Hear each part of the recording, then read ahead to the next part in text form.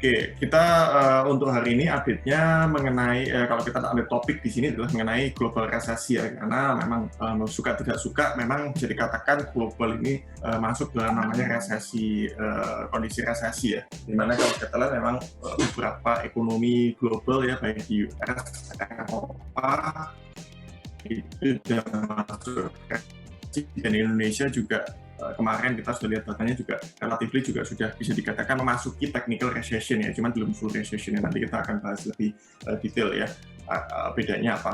Nah, kalau kita lihat memang roadmap-nya seperti ini ya. Jadi kalau kita lihat di roadmap-nya itu memang kita masih ada di fase di mana ekonomi masih mengalami kontraksi dan terjadi resesi. Kemudian stimulus juga masih terus terjadi ya. Jadi memang kalau kita lihat terakhir ini kan memang pembicaraannya even US itu masih akan do another stimulus lagi, karena paket stimulus yang kemarin itu akan jatuh tempo di bulan Juli kemarin ya, dan harusnya diperpanjang ya. Kalau enggak nanti orang yang tidak mempunyai pekerjaan otomatis akan kesulitan untuk mendapatkan income ataupun untuk belanja ya, terutama karena tidak mendapatkan kembali bantuan dari pemerintah. Oke, jadi kalau kita lihat fokusnya adalah ke stabilitas market ya, dan memang ini akan terus terjadi selama efek pandemi ini belum selesai, stimulus ini akan terus dilangsungkan ya. Nah, kalau ini lagi dalam tahap proses ya, kalau kita lihat sampai saat ini memang beberapa vaksin itu sudah masuk ke fase ketiga, termasuk di Indonesia yang kemarin juga tempat membuat market itu cukup positif ya, di saat ada pengumuman mengenai Bio Farma yang akan do production ya, untuk melakukan produksi vaksin by ekspektasinya dari di akhir tahun ini ataupun di awal tahun depan ya. Ya, itu yang otomatis kita akan lihat ya, dan harapannya adalah kalau itu memang bisa sesuai on track ya, recovery-nya akan terjadi di 2021 ya. Jadi mungkin itu so far expectation saat ini. Kemudian kalau kita ngomong resesi, agak berbeda dengan situasi ini ya, market ya tentunya ya. Jadi kalau kita lihat itu cycle marketnya itu seperti ini ya. Jadi memang selalu market itu akan mendahului dari sisi efek ekonomi ya. Jadi kalau kita lihat mungkin sekarang kalau kita lihat resesi itu memang ada dua ya, itu early recession atau udah full recession ya.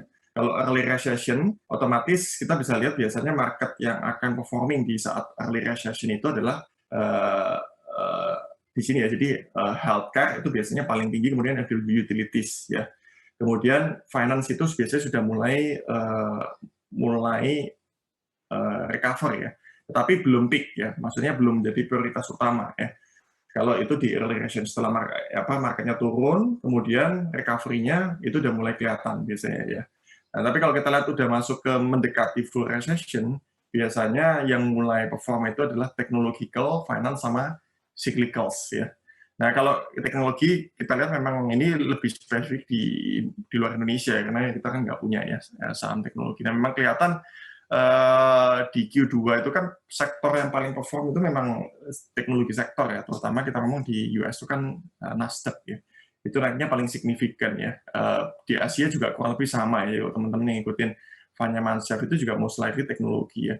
Nah, padahal kalau kita ngomong datanya baru keluar kan di bulan-bulan ini ya, kalau kita ngomong baru full recession. Jadi artinya kalau kita lihat periodiknya ya secara umum, ya kita itu belum tahu sebenarnya apakah ini ada di early recession atau di full recession. Tapi kalau lihat dari marketnya yang udah mulai swing, mulai mengalami kenaikan ya, terlepas ini kita belum bisa bilang itu sudah bull market strong ya, tapi at least sudah untuk Indonesia ya. Kalau untuk US malah kita sudah bilang itu sudah bull market ya, karena sudah recover juga ya. Itu artinya ya mungkin ekspektasi resesi terburuknya itu sudah terjadi kemarin gitu ya, sudah terjadi di Q2 ya. Harapannya memang di Q3, Q4 ini mulai terjadi namanya early recovery ya, dan baru kita bisa bilang full recovery-nya expected-nya mungkin di 2021 ke atas, even sampai 2002 ya. Nah, kalau kita lihat beberapa analis yang melihat ya, sebenarnya Indonesia itu salah satu yang dilihat akan recovery lebih cepat ya, terlepas kondisi pandeminya cukup lama gitu ya, kita nggak masuk ke siklus kedua dan siklus berikutnya, tapi ekspektasi terhadap recovery-nya itu tetap akan lebih cepat dibanding negara-negara seperti di Eropa dan US ya. Itu yang bisa kita lihat ya. Nah, nanti baru berikutnya nanti kita bisa lihat urutan sektornya ya. Jadi artinya gini, bukan berarti kita lihat sekarang itu resesi, kita harus takut bahwa market itu akan terjadi downside yang cukup signifikan seperti yang terjadi di Q1 ya, atau specifically yang cukup tajam kan di bulan Maret ya. Itu mungkin belum tentu akan kejadian ya, karena itu tadi kalau itu sudah fasenya kita lihat itu Q2 full recession ya berarti marketnya belum tentu akan bottom lagi, kecuali resesi ini belum peak ya, artinya kita masih ada expect another deep recession lagi yang lebih rendah lagi, berarti kita tadi melihatnya sebagai early recession ya, mungkin berarti marketnya belum bottom ya kalau masih di early recession ya. Nah ini mungkin sudut pandang yang perlu kita lihat ya, tergantung seberapa kita melihatnya kondisi ekonomi ke depan ya. Oke. Kemudian kalau kita lihat yang paling penting adalah money supply ya, karena market driven by on liquidity investment ya. Dan kalau kita lihat memang US itu belum sejak bulan ini ya Maret ke Juni itu kurang lebih sudah naik, dan sampai di bulan Juni ke Juli itu masih stable di sekitar 18 triliun dolar ya. Jadi money supply-nya M2 ya kalau bahasanya. Nah, euro juga naikin, jadi money supply-nya dari sekitar 13,5 ya, 13,5 naikin ke 14,8 ya. Tapi size-nya jelas jauh lebih besar US ya dibanding euro ya dari sisi liquidity-nya. Kemudian ini efeknya sendiri memang disupport dari Fed ya, balance sheet-nya Fed ya, which itu naik memang dari sekitar 4 triliun ya ke 6 triliun ya, kurang lebih sama ya, jadi hampir 7 triliun, berarti kan juga sama, jadi 3 triliunnya ini murni lebih banyak disumbang oleh Fed balance sheet. Nah, apakah berarti money supply ini bisa oversupply? Belum tentu juga ya, money supply ini bisa turun lagi kalau banyak kasus kredit macet ya. Kalau di US itu terjadi credit risk yang meningkat, otomatis itu money supply-nya kan akan cenderung mengalami penurunan ya, karena ya namanya juga macet gitu ya, itu bisa terjadi ya. Tapi kalau kita lihat tensinya US government adalah tetap masih injek lagi another money supply. Jadi ya mungkin ini bisa turun, kemudian bisa diinjek lagi kalau nanti yang another stimulusnya bisa happen ya, mungkin ini akan tetap naik ya. Nah, jadi intinya dengan adanya stimulus, liquidity, investment flow ya, itu urutannya ya. Tapi kalau kita lihat memang sampai saat ini, nanti kita akan bahas di belakang, memang investment flow ini belum terlalu signifikan masuk ke Indonesia ya. Oke, efek lainnya adalah currency. Nah, ini agak sedikit unik di currency saat ini ya. Kalau kita lihat ini adalah chart currency dan emas ya. Nah, kalau kita lihat yang garisnya hitam ini ya, garisnya hitam ini adalah dollar index. Artinya sejak terjadi stimulus, ya logikanya adalah dolar itu cenderung melemah ya, karena dengan adanya stimulus yang besar, berarti kan liquidity dolar kan menimpah, sehingga orang akan mengurangi kepercayaan untuk pegang dolar. Ya, makanya sejak dolar ini melemah, logikanya adalah mata uang asing seperti GBP, Euro, Australia itu semuanya naik ya. Jadi ini yang ungu ini GBP, yang biru ini Euro, yang kuning ini Aussie ya. Jadi secara umum naik ya. Nah, cuman yang agak sedikit berbeda adalah meskipun mata uang lainnya naik, tetapi ternyata komoditi berbasis gold itu juga mengalami kenaikan ya, karena simpel ini. Kalau orang bilang safe haven aset itu adalah dolar dan gold, tapi sekarang ini enggak ya. Jadi kalau sekarang ini mungkin safe haven asetnya bukan lagi dolar ya, karena tadi masalahnya adalah liquidity yang cukup besar, sehingga kalau orang pegang dolar, otomatis value-nya tetap akan turun karena liquidity-nya banyak gitu ya. Jadi safe haven asetnya bisa dikatakan hanya US dollar ataupun currency seperti Japanese yen itu. Ya, cuman saya nggak masukin yen di sini ya. Cuman kurang lebih sama lah. Kalau gold menguat, biasanya yen juga secara umum itu menguat ya. Jadi kita bisa lihat di sini mengalami peningkatan yang cukup signifikan. Nah, yang berbeda adalah rupiah. Rupiah kita itu sejak dolar ini turun, ya kita sempat agak turun, tapi sejak bulan Juni itu kita malah naik ya. Dolar kita malah naik dari sempat di bawah 14.000 naik lagi ke sekarang 14,5 ya. Jadi memang agak anomali, karena ya kita bisa simpulkan adalah karena ini adalah lebih efek ekspektasi terhadap kita punya ekonomi yang mungkin memburuk ya dibanding di bulan-bulan Mei ya, karena bulan Juni ini kan mulai ekspektasinya agak sedikit ternyata lebih jelek ya dari ekspektasi, karena ternyata misalnya PSBB-nya juga di Jakarta diperpanjang dan sebagainya ya.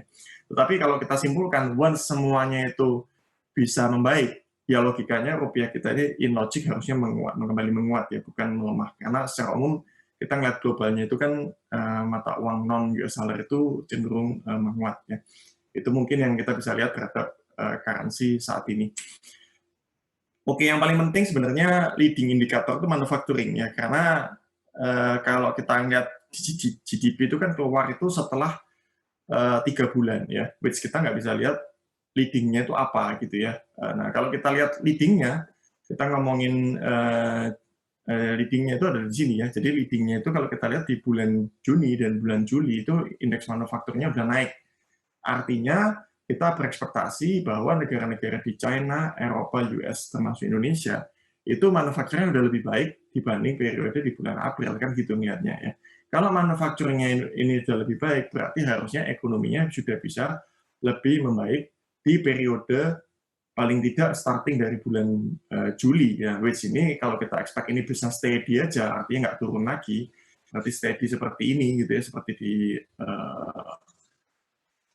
apa namanya periode sebelum COVID, ya harusnya GDP-nya kita nggak akan separah ini. Nah, nanti kita akan breakdown lagi terus spesifik ke GDP Indonesia hubungannya dengan manufaktur ya. Oke, jadi itu yang kita makanya kalau lihat China itu GDP-nya itu juga sudah membaik karena majority dia manufakturnya tinggi ya, artinya productivity. Nah, kalau US itu enggak, karena US ini juga masih lebih banyak ditopang dari consumption atau konsumsinya ya dibanding China. Oke, ini jadi kita lihat data GDP-nya terakhir, China kan udah positif ya, year on year-nya, Q-on-Q-nya udah oke, karena manufakturnya dia menopang besar banget ya.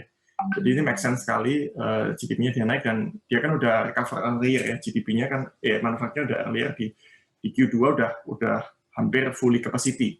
Itu makanya menjawab ke sana ya, itu makanya kita ngomong leading-nya di situ. Indonesia kita masih worsen ya, Eropa, US ini semuanya masih jelek semua. Oke. Kemudian yang mungkin perlu dilihat lagi, current account kita pasti tetap akan defisit, cuman akan mengecil ya dibanding sebelumnya. Jadi kalau sebelumnya itu bisa mendekati 3%, cuman tahun ini harusnya lebih kecil karena tadi pengaruh dari ekspor kita juga turun lebih tajam dibanding impor ya. Oke, kemudian yang mungkin masih jadi challenge adalah consumer confidence ini belum pulih. Jadi semuanya selain China ya, semuanya ini masih di bawah sebelum pre-COVID ya. Jadi tapi arahnya sudah mulai membaik ya. Itu yang kita lihat dari sisi data ekonominya. Kemarin kita lihat BI rate udah cut rate lagi ke 4%. Oke, itu inflasi juga agak turun ya. Indonesia kemarin sudah terakhir turun ke 1,5%. Even semakin jauh dari target BI. Ya. BI itu kan pasangan targetnya adalah 3,5 plus minus 1 ya, jadi artinya ya toleransinya adalah di 2,5 paling enggak, tapi ini sudah turun menjadi hanya 1,5. Oke, artinya BI punya keperluan untuk ningkatin inflasi sih untuk ke akhir tahun untuk mencapai targetnya BI. Oke, kita ngomongin GDP-nya Indonesia. GDP Indonesia kemarin quarterly itu 3 bulan berturut-turut minus ya. Nah, kenapa saya bilang technical recession sebenarnya? Karena kalau resesi itu kan definisinya adalah kalau 2 kuartal berturut-turut itu negatif, itu resesi. Tapi kalau kita ngomong secara quarterly, Indonesia selalu 2 kuartal berturut-turut itu minus ya, terutama di Q4 sama Q1 ya. Jadi kalau kita pakai informasi 2 kuartal berturut-turut minus itu kurang valid ya untuk Indonesia sebenarnya. Nah, mungkin kalau untuk Indonesia kita lebih perlu melihatnya adalah yang yearly basis ya, atau nanti kalau ternyata quarterly di sini negatif lagi Q3, nah itu baru kita bisa bilang itu resesi. Nah, tapi kita ngomong teknikal itu artinya sudah mengarah ke sana gitu ya, sudah mengarah ke sana bahwa Q2 ini sudah menunjukkan arah bahwa Indonesia itu masuk resesi. Nah, tinggal sekarang kita lihat nanti Q3 ini masih minus nggak? Kalau masih minus, ya berarti terkonfirm lah resesi tersebut ya, ataupun nanti di Q3 juga secara yearly-nya ya. Itu mungkin yang bisa kita lihat dari sisi Indonesia secara umum seperti apa. Nah, kalau kita lihat penyumbang penurunan itu apa sih sebenarnya di periode kuartal 2 itu yang paling penting itu sebenarnya yang paling kiri. Kenapa? Karena yang paling kiri itu mempunyai bobot yang paling banyak terhadap GDP ya. Berarti kalau kita bilang di sini adalah industri. Jadi industri itu bobotnya 20% dari GDP kita. Makanya kalau baca berita kan kenapa manufaktur itu nggak terlalu harus melakukan pembatasan aktivitas itu karena ini 20% kita itu ditopang sama manufaktur industri. Nah, industri ini juga turun 6% ya. Jadi tetap mengalami penurunan activity, artinya ya produksinya mengalami penurunan kurang lebih 6%. Ya, ini yang mensuplai paling besar dari sisi sektor. Kemudian yang kedua pertanian masih cukup bagus ya. Karena kalau kita lihat activity mungkin di pertanian kayaknya nggak terlalu terdampak banyak dari sisi adanya PSBB ya. Karena mostly kan pertanian ini kan juga di luar apa namanya kota besar ya. Mungkin itu yang kita bisa lihat, artinya ini bagus kejaga gitu ya. Tapi perdagangan juga turun, konstruksi juga turun ya, pembangunan juga turun ya. Baru berikutnya ada pertambangan ya. Jadi ini yang semakin ke kiri itu semakin penting. Nah, yang turunnya secara persentase paling besar ya kita tahu adalah transportation, karena activity di kuartal 2 ini transportasi turun 30%. Tapi memang efeknya hanya 3% ke GDP. Kemudian yang kedua adalah hotel, restoran itu ada di sini, itu turunnya 22%. Tapi ini juga ke GDP-nya nggak terlalu besar, hanya 2%. Ya. Jadi makanya fokus yang paling utama itu kalau dari sisi sektor itu di sisi ini, di paling tidak separuh ke kiri ya, itu yang paling penting ya difokuskan. Oke, ini yang kita bisa lihat dari sisi sektor usahanya yang pemerintah akan fokusin. Kemudian kalau kita lihat berikutnya dari itu tadi kan dari sisi outcome ya, dari sisi produksi. Nah, sekarang kalau kita lihat dari sisi consumption ya. Nah, konsumsi terutama pasti Indonesia itu consumption based country, sekitar 50% lebih kita itu ditopang dari konsumsi. Nah, konsumsi ini angkanya mirip seperti GDP kalau kita bilang. Kalau GDP-nya 5%, ya konsumsinya 5%. Kalau GDP-nya minus 5%, ya konsumsinya berarti minus 5%. Ya, kurang lebih mirip sih kalau kita lihat driven-nya ya secara umum. Nah, konsumsi sendiri ya paling besar adalah terjadi penurunan konsumsi di sektor yang tadinya penurunannya juga paling tajam ya memang secara percentage ya. Tapi bukan berarti kalau secara percentage ini tadi balik lagi itu paling besar ya, konsumsinya bukan paling besar, tapi secara percentage saja paling banyak ya, otomatis konsumsi yang paling banyak ada di sini sebenarnya ya, di industri seperti ini makanan, pakaian, alas kaki. Ya ini yang mungkin paling besar ya, tapi secara percentage ini paling besar ada di transportasi, komunikasi dan restoran dan hotel ya. Tapi ini yang paling krusial memang di sini ya, karena balik lagi Q2 itu kan biasanya puncak-puncaknya konsumsi di dua sisi sini ya, belum lagi ya memang libur traveling itu juga meningkat biasanya ya, karena di situ ada lebaran ya. Jadi memang ini yang paling utama terjadi di consumption base ya. Oke, mungkin ini kalau kelihatan dari sisi GDP-nya. Nah, kalau kita forecast-nya gimana? Memang tahun 2020 ini kalau kita ambil konsensus Bloomberg, kemungkinan besar masih negatif ya. Jadi kalau di sini negatif berarti minus 0,7% ya, berarti kemungkinan besar kuartal 3-nya itu negatif juga GDP-nya ya. Itu ekspektasinya, baru nanti kuartal 4-nya mungkin baru bisa positif ya, sehingga year on year-nya ketemunya minus 0,7%. Ini konsensus. Kalau dari government ya memang range-nya cukup lebar, either itu plus dikit atau minus ya. Nah, tapi kalau kita konsensusnya kayaknya masih minus ya. Tapi sisi positifnya 2021-nya ini bisa masih positif banget ya. Jadi masih even 5% lagi ya. Jadi kalau kita lihat dengan konsensus yang masih optimis Indonesia tahun depan itu masih 5%, berarti ini kan it's a good sentiment ya. Terlepas tahun ini mungkin kita masih negatif ya. Oke, budget defisit tahun ini minus 6%, kemudian tahun depan juga masih minus 4,2%. Tapi ini masih tend untuk berubah ya, tergantung seberapa kita lihat kondisi ekonominya. Ya, kayak ini kan juga awal-awal hanya 4%, kemudian naik lagi ke 6%. Oke, memang ini melewati batas yang ini ya diatur oleh undang-undang kita kan di 3% ya. Oke, yang agak menarik sebenarnya BI rate itu konsensusnya tahun depan malah naik ya ke 4,25. Jadi balik lagi, tapi masih kita bilang under control ya, bukan sesuatu yang kita perlu lihat berlebihan karena cuma naik 0,25 konsensusnya. Oke, mungkin ini dari sisi Indonesia dan ekonomi. Kita sekarang breakdown lagi ke ini ya, ke equity-nya. Nah, equity ini datanya per 3 Agustus. Ya, kita lihat memang yang performing bagus di per bulan Juli ya. Bulan Juli itu memang US sama spesifik China ya. Kalau kita ngomong China market itu memang strong banget ya di sepanjang di bulan Juli. Kemudian yang berikutnya Korea ya. Korea ini salah satu yang juga menopang ke reksadana berbasis Asia Pasifik ya. Seperti Mansyaf ya. Jadi mungkin itu kalau kita lihat Indonesia ya oke lah, tapi memang kita masih tetap nggak terlalu signifikan ya. Jadi ini tapi datanya per 3 Agustus ya, karena 3 Agustus kan sempat ada drop signifikan di Indonesia, jadi sebenarnya ini nggak mirroring juga ya, karena kalau kita lihat kita hilangkan penurunan yang waktu 3 Agustus ini kan, actually ini juga kita nggak buruk-buruk amat ya, hampir 4,9% ya, waktu itu sebelum drop sekitar 2,7% ya di tanggal 3 Agustus penutupan. Oke, jadi itu kurang lebihnya kalau kita lihat di market kita. Secara year to date value-nya sebenarnya kita masih paling punya value ya kalau kita compare ke negara-negara yang kita kategorikan negara lebih maju daripada Indonesia ya. Jadi valuasi still there ya. Nah, Nasdaq year to date ini yang paling signifikan ya, naiknya 21%. Oke, mungkin kalau kita lihat ke statistik IHSG secara bulanan atau tahunan ya, ini tadi yang 4,9% ya kalau kita ngambil yang sepanjang bulan Juli. Nah, memang Agustus ini agak krusial biasanya, karena Agustus ini biasanya nggak menjadi bulan yang cukup bagus buat equity, bahkan average-nya itu minus 4% ya, dan probability turunnya mencapai 63% ya.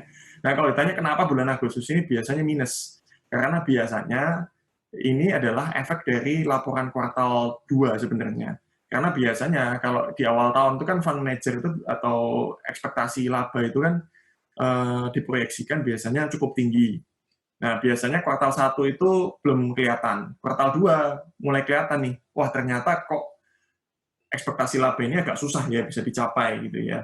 Nah, itu biasanya baru turun ya. Selain dari faktor X, misalnya faktor X itu ya kayak ini kan 9798 ya, ini kita bilang ini sebenarnya bukan karena faktor itu aja, karena memang ada krisis di sini. Cuman karena penurunannya di Agustus ini 9798 ini paling tinggi, sehingga percentage di sini jadinya besar ya. Jadi bukan kita bilang bahwa Agustus itu akan turun sebesar ini, enggak ya, tapi lebih kita lihat probability penurunannya ya. Cuman ada faktor X-nya lagi. Kita punya penurunan sudah cukup tajam di awal tahun ya. Jadi kalau dibilang apakah Agustus ini pasti akan turun, mungkin peluangnya nggak akan setinggi kalau di sini tidak ada penurunan ya. Jadi mungkin itu yang bisa kita lihat ya. Jadi artinya ya kita perlu lebih waspada di bulan Agustus ini karena probability itu cukup tinggi ada koreksi, tapi bukan berarti kita menjadi sangat defensif karena penurunannya juga sudah banyak terjadi di awal tahun ya. Oke, flow di equity kayaknya belum bisa menjadi harapan ya, karena kita belum lihat ada flow juga, bahkan masih terjadi net sell ya di equity kita, year to date itu masih 1,4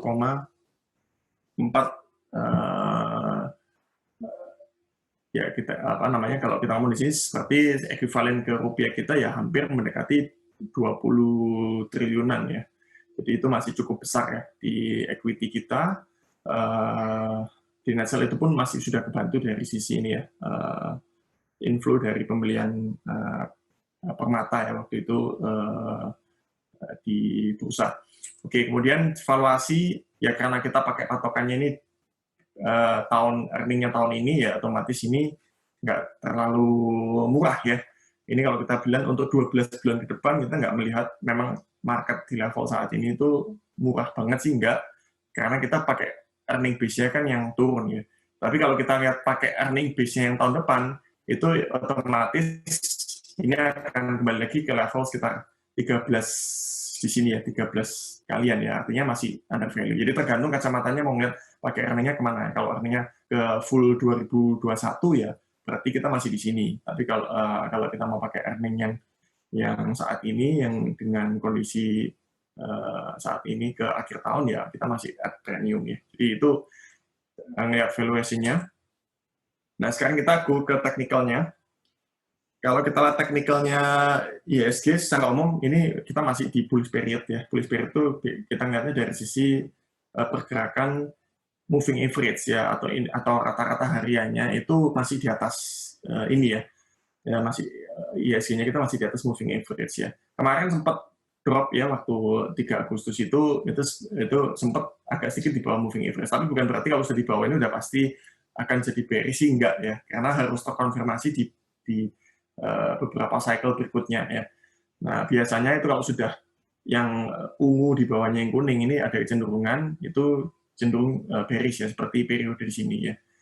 Nah, itu mungkin itu dari sisi trennya. Jadi kita bilang ya kita masih dalam tren upside. Kemudian volatility juga masih bagus ya. Volatility di market secara umum itu juga turun ke 23. Ya, jadi kita nggak melihat ada volatility. Bahkan yang unik adalah waktu 3 Agustus ini volatility-nya nggak kemana-mana, tapi kita punya market itu penurunannya. Artinya berarti itu secara umum bukan risk off, global risk off ya. Itu hanya local risk off itu yang terjadi kemarin. Kemudian support resistensinya di mana? Ya kalau kita lihat di sini, untuk saat ini kita masih bergerak di kisaran resistance ya. Kalau kita lihat ada bergerak di kisaran resistance, cuman hari ini kalau kita lihat kan sudah di open di atas resistance ya. Jadi di 5171 ya, opening pagi ini. Nah, kalau hari ini kemungkinan besar itu closing-nya ada di atas 5127 ya, dan hari ini juga tidak turun lebih rendah dari 5127 ya, terendahnya. Artinya kita bisa melihat berarti tren ini masih akan lanjut mengalami kenaikan ya secara umum ya. Dia akan cenderung mencoba ke level sekitar 5.300-an. Itu yang akan jadi another trend line ya. Jadi kalau trend line itu di sini, kita garis grafiknya di sini, itu kurang lebih ada di sini ya. Jadi artinya kalau di sini ya mungkin di sini ada kemungkinan rejection lagi. Jadi mungkin ekspektasi kita ke arah sana kalau hari ini dia masih naik ya. Oke. Tapi apakah mau profit taking boleh ya, boleh-boleh aja, karena kan range-nya kita lihat ada di range di dalam sini itu memang bisa dipertimbangkan jadi range profit taking ya. Tapi apakah mau keluar semua ya, saran saya sih mungkin lebih bertahap ya. Itu yang kita lihat dari sisi peluangnya. Tapi kalau turun gimana ya? Kalau kemarin waktu turun di tanggal 3 Agustus ini kan, ini begitu turun mendekati support yang bawah ini 4884 ini kan langsung ada rejection ya. Artinya investornya udah mulai kembali masuk lagi ya, sehingga tutupnya itu malah dekat-dekat support yang di sini ya, di 5022 ya. Artinya secara umum kita bisa melihat mungkin 4884 ini akan menjadi rejection yang cukup kuat ya kalau memang ada penurunan di situ. Nah, skenario-nya gimana di bulan ini? Nah, kalau saya bilang ya, either range-nya itu adalah di 5022 ke 5.300-an ini, atau ya di kisaran ini 51 sampai 48 ya. Tapi kalau lihat hari ini kok arah-arahnya kelihatannya cenderungnya ya di 5022 ke 5.300 ya untuk volatility yang kita bisa expect di bulan ini ya. Jadi mungkin ada dua range itu sih sebenarnya kalau lihat di range volatility ISG ya. Nah, kalau kita lihat ekspektasi akhir tahun ya, kalau kita lihat memang banyak fund house itu kayaknya masih belum jauh revisi ya dari kisaran ini. Cuman kalau saya sih lihat sebenarnya peluang kita tuh untuk akhir tahun tuh sebenarnya ada di gap ini ya, di penutupan di gap ini. Artinya di gap ini tuh di sekitar 54 sampai 5.500-an. Itu mungkin ekspektasi untuk end year ISG kita ya. Oke, jadi itu yang bisa kita lihat dari sisi technical ya, untuk jadi referensi teman-teman. Oke, kalau untuk bonds beda dengan equity karena kita ada inflow yang cukup bagus di bulan Juli kemarin ya, mencapai 597 miliar dolar ya. Artinya ya kalau ini bisa dibilang hampir sekitar 11 triliunan, meskipun year to date-nya masih jauh ya, masih hampir berarti berapa ini 90 triliunan ya nilainya outflow ya. Berarti bisa dibilang investor foreign-nya masih jauh dibanding masuknya saat ini. Jadi bisa dibayangin nih kalau asingnya kembali masuk senilai ini ya udah pasti rupiah kita akan menguat, bond kita juga akan naik ya. Oke, tapi biasanya kalau kita lihat pattern-nya ya, biasanya kalau bondnya udah mulai ada inflow, biasanya nggak lama equity itu ada inflow, biasanya gitu sih pattern-nya ya. Cuman sampai saat ini belum kelihatan. Oke, kepemilikan obligasi sendiri saat ini kalau kita lihat di sini lebih banyak dominasi domestik yang mengalami kenaikan ya. Ini sekarang di 55%. posisinya. Kalau kita lihat FURI-nya malah turun ya, ke sekitar 30-an% ya. Jadi total issuance obligasi pemerintah kita kan ada sekitar 3.100-an triliun rupiah. Ya, jadi kalau kita lihat dominasi yang memang paling banyak membeli obligasi selain domestik adalah BI ya. BI itu juga kepemilikannya naik dari average-nya di 9-10%, sekarang sudah mencapai 14%. Dan seperti yang kita dengar juga BI masih akan burden sharing ya. Artinya burden sharing itu tapi BI beli obligasinya sendiri ya. Jadi mungkin di sini juga masih bisa naik ya. Tapi kalau nanti ternyata ada inflow asing di obligasi yang cukup signifikan, mungkin di situ BI akan pakai untuk lepas. Ya. Jadi untuk jual kembali supaya balance sheet ini kan kita mau balance sheet-nya BI itu nggak naik terus ya. Jadi sama seperti di US itu kan balance sheet-nya naik cukup signifikan, itu Indonesia sama ya, juga seperti itu. Oke, kalau lihat ini yield udah turun ya dibanding bulan Juni, sekarang yield 10 tahun di 6,8, 15 tahun di 7,2, 30 tahun di 7,45 ya. Basically dari sisi kurva imbal hasilnya ini normal, nggak ada yang terlalu inverted. Artinya distribusinya cukup merata di tenor-tenor, kecuali di tenor yang mungkin terlalu panjang ini, itu 30 tahun ini masih inverted dibanding 25 ya. Jadi artinya kalau kita ngambil yang 30, 20, 10 ini masih normal ya. Ya artinya ini kita bisa ngeliatnya gini, kalau ternyata yang tenornya panjang itu yield-nya itu inverted jauh dibanding pendek, berarti kan marketnya nggak normal ya. Artinya masih terjadi worryness di market ya. Oke, kalau kita lihat di sini CDS-nya juga stable, cenderung turun, sekarang ada di 1,15% ya CDS kita. Ya artinya tingkat risiko premi itu sudah turun sehingga membuat ekspektasi investor foreign ini lebih ke foreign ya kalau CDS ini itu mereka kalau masuk Indonesia mereka hanya bayar sekitar 1,1% untuk mereka dapat proteksi pokok ya. Rating relatif nggak banyak berubah ya di bulan Juni, tapi memang outlook yang negatif itu dari S&P. Tapi saya pikir sih untuk rating ini bisa diturunkan, kayaknya nggak akan kejadian sih untuk tahun ini ya. Oke, posisi bond-nya gimana? Apakah masih atraktif? Kalau kita lihat tadi yield 10 tahun di 6,8, kita selisihkan dengan inflasi yang di 1,5%, ya ini kita masih ada value ya, karena average-nya itu 4,4%, sekarang di 5,3, ya berarti masih 1,2%. Kemudian kalau kita bandingkan dengan obligasi US 10 tahun, itu juga kita masih ada selisih 0,9%, kita attractiveness-nya ya. Kemudian kalau dibanding dengan BI rate di 4%, itu masih ada selisih sekitar 0,5%. Ya. Jadi artinya selama 3 indikatornya ini masih di atas, masih positif ya, masih ada spread premium ya di atas, itu berarti masih oke lah kalau kita mau pegang bonds ya. Biasanya akan jadi risiko itu kalau sudah negatif ya, artinya sudah attractiveness-nya itu sudah cenderung turun ya. Nah, jadi itu kalau kita lihat masih oke untuk dari sisi bonds rupiah. Artinya kalau kita bereksadana yang berbasis bonds masih oke untuk yang berbasis government bond yang di medium long duration ya. Baik, demikian update untuk bulan Agustus ini. Semoga bisa menjadi referensi buat Moduers. Sampai ketemu di update berikutnya. Salam Moduit.